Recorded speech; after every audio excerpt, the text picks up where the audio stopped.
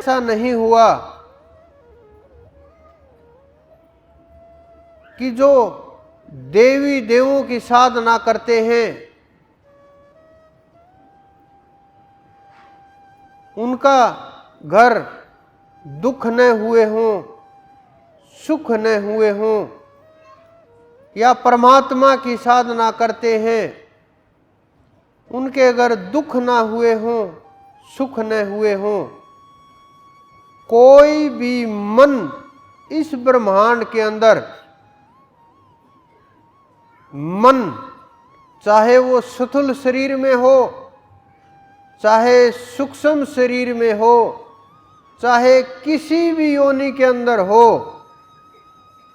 चाहे ब्रह्मा विष्णु महेश का भी क्यों न हो, कोई भी मन आज तक जितने शरीर पैदा हुए सबका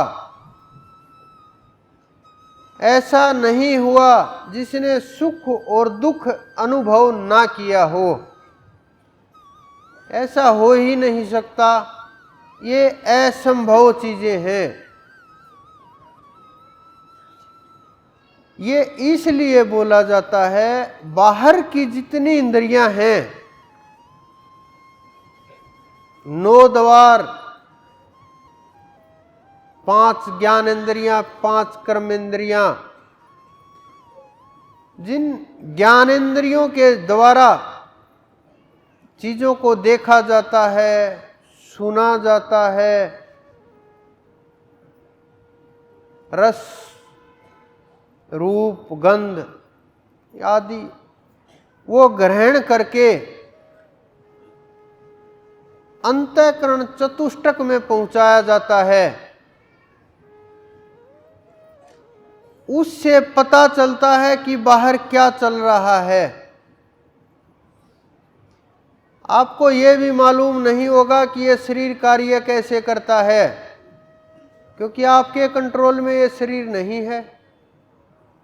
कुछ लोग बीमार हो जाते हैं, भयंकर रोगों से ग्रस्त हो जाते हैं, मेरे पास आते हैं तो उनको पता चलता है या डॉक्टर बताते हैं कि ये तो रोग 10 साल पुराना है, 20 साल पुराना है, अब ये एकदम से इसका प्रकोप बढ़ा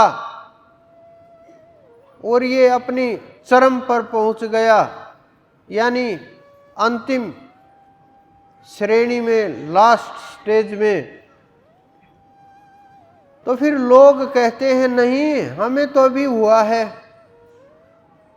यानी 10 साल तक आपको पता ही नहीं शरीर में क्या चल रहा है, क्या एक्टिविटी हो रही है, क्या प्रभाव हो रहा है, कौन सा अंग आपका कमजोर हो रहा है, कौन सा रोग आपके शरीर को प्रभावित कर रहा है, कब आप मृत्यु की तरफ बढ़े, एहसास ही नहीं होता।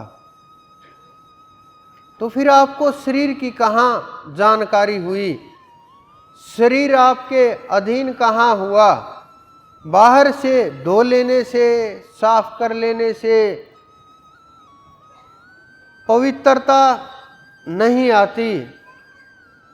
शरीर को स्वस्थ करने के लिए, रोग मुक्त करने के लिए योग होता है, प्राणायाम होते हैं, आसन होते हैं, प्रत्याहार होता है।